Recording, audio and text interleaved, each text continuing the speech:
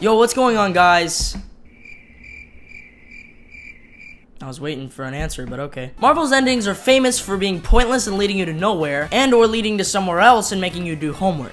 But today I'm going to be making predictions for the new Marvel movie endings, assuming they don't suck from now on. For some of these movies that I think are really important, I'm going to be making further predictions that aren't just the ending. But if you don't care, you can just skip to the end of the timestamps I put down below. Alright, well, let's get started with our first movie that's not in the MCU, but is connected to the MCU, which is We all know that this movie is going to be introducing Null, the god of the symbiotes. A lot of fans of the character have been frightened because Sony hasn't been making the right decisions lately. But the creator of Null said that he was very happy with how Sony treated his character. So my prediction is that Venom will lose very badly, his whole world getting covered in Null's darkness. So he has to try to get help from the only other superhero that he knows, Spider-Man. This time going to his universe on purpose to get his help. Alright, a movie releasing in February of next year is...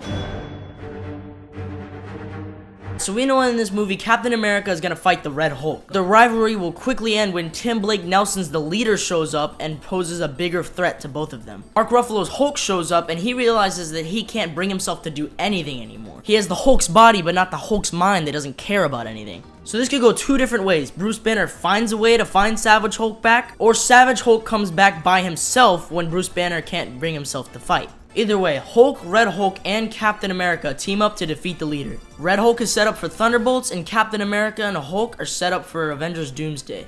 Another movie releasing later that year is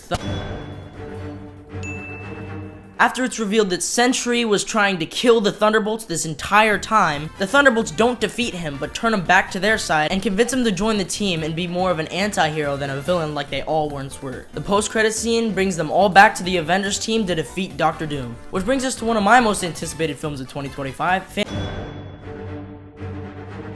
After the Fantastic Four completely get demolished by Galactus, no, not that one, this one, they transport to Earth 616 to escape.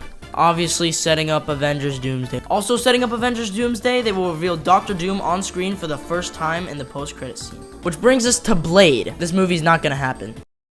Which brings us finally to Avengers Doomsday.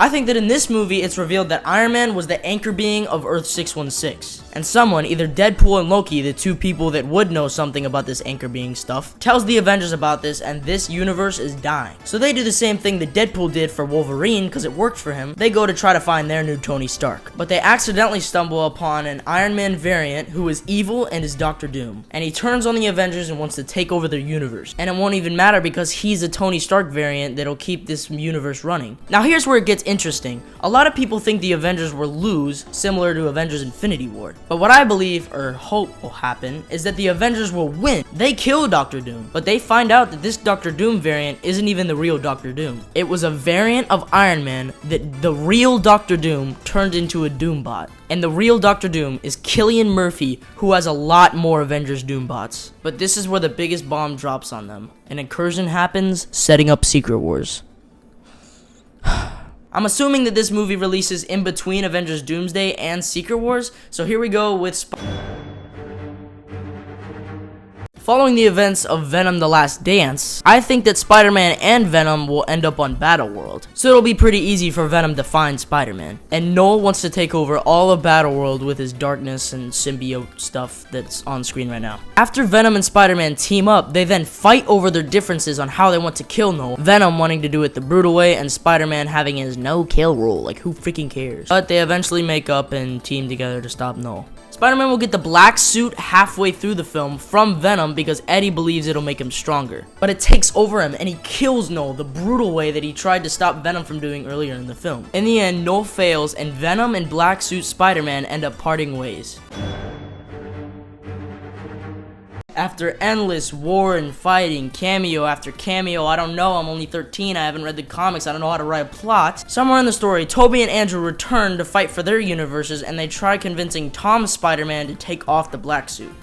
Eventually they get it off of him because of Tobey explaining all the bad stuff that happened to him when he had the black suit. Also, I bet you he's gonna bring that up somewhere in that whole fight or afterwards. I don't know, he's gonna bring that up. Also, something that's gonna be brought up is what Andrew said in Spider-Man No Way Home about fighting an alien. A world full of Hulks also takes place in this huge fight, setting up a potential World War Hulk film. The Council of Reeds also appears. with John Krasinski, Miles Teller, Pedro Pascal, and Eon Graf. What? I literally have no idea how to say your name. All team up and create a plan combining all of their smarts and past experiences with Doctor Doom. With their plan, everyone teams up against Doctor Doom and blah blah blah, the end. No, that's literally what I've written down. The words I am saying right now. Even the dramatic pause is all scripted.